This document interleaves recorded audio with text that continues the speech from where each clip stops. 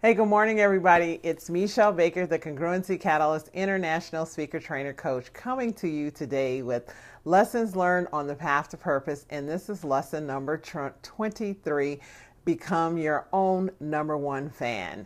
And this has been a lifelong journey for me. I still have moments where I am not so much my own fan.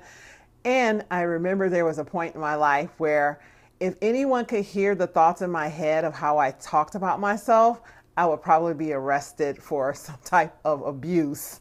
And learning to speak kind to myself, to speak empowerment and encouragement, inspire and pour grace on myself has been one of the most powerful gifts that I could give myself, and taking captive my thoughts and my mind, because our mind is the tool and the gift, the most powerful tool and gift that we've been granted in this life. So taking captive my thoughts and turning those thoughts around so they speak and they give favor to me, have created the abundance and the opportunity and the absolute incredible and awesome life that I'm blessed to experience. So what I'd love to do is share with you some things that show us signs that we're not actually our number one fan.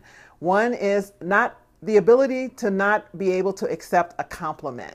That was one of the things that I could not do. Everyone else would tell me how amazing and incredible and awesome I was, and you might experience this yourself, and I was not able to actually accept that. I would immediately tell them something awful. No, that's not me. No, I don't deserve that. No, that's okay.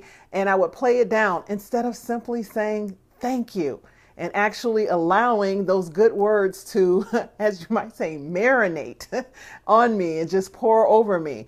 The other sign was focused on the negative. That was the negative in myself, the negative in other people, and the negative in situations. So I was always looking for a worst case scenario, or that leads to gossip, but always focusing on the negative instead of attempting to find the best possible scenario in every situation, and not willing to take risks. Hey, good morning, Jacqueline. How are you, girl?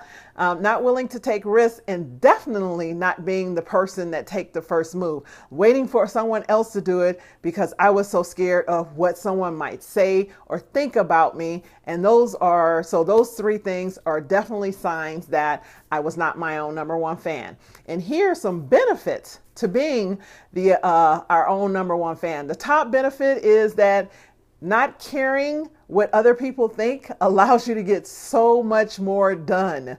So when you're your own number one fan, when you're high-fiving yourself, so to speak, you're not so caught up in what other people think, and you move forward. That is one of the top reasons we freeze and don't take risks, because it's like, oh my God, what are they going to think?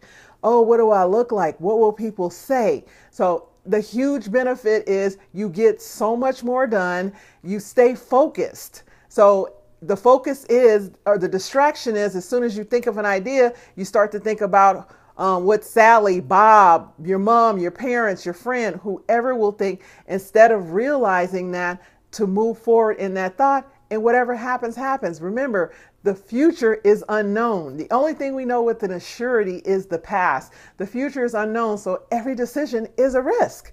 And you become way more resilient and resourceful when you're your own number one fan. Because see, the opposite is being insecure and taking on all the external incidents and people in life, and that clouds you, and you're not able to focus because you're so busy thinking about what coulda, shoulda, woulda, and what they said and what they might think. When you're your own number one fan, when you're handed a obstacle or a problem, you will immediately become resilient and resourceful and go in and turn that obstacle into an opportunity, and you'll turn that problem into a possibility. So becoming your own number one fan is a huge benefit to forward progress, and to you big dreamers who are looking to create and accomplish amazing things. Look at how you're speaking to yourself, and if there's some words, if you even want to write it out, the things you normally say to yourself, say the opposite. Start practicing saying, those are affirmations. Start practicing speaking to yourself as you are your number one fan. If there was the person you adore and you think about the most, the person you hold in the highest regard, write out what you would say to them if you met them and start saying it to yourself. You'll be amazed at what will happen in a short period of time when you start speaking truth, power, and affirmation to yourself and become your own #1 fan. This has been Michelle Baker, the Congruency Catalyst International Speaker Trainer Coach, with today's, hey Shelly, how are you? I'll be there next week. I know I haven't come this week, but I optimized my time. So I will see you next week because I'm on a little bit of delay with the Dream Big bus. So I will be at Orange with the bus next week. Yay! Anyway, this is Michelle Baker, the Congruency Catalyst International Speaker Trainer Coach, with today's lessons learned on the path to purpose. This was lesson number 23, how to become your own #1 fan. And if you are challenged and if you are still struggling to get focused and to wonder how to move forward and have a life that's powerful in spite of circumstances, situation, and people, I invite you to go to michellebaker.com and download How to Make Your Own Vision Billboard. I look forward to seeing you guys at our next lesson 24. Have a wonderfully blessed day. And remember, the future hasn't happened. If you're going to make it up, make it awesome. Have a blessed day.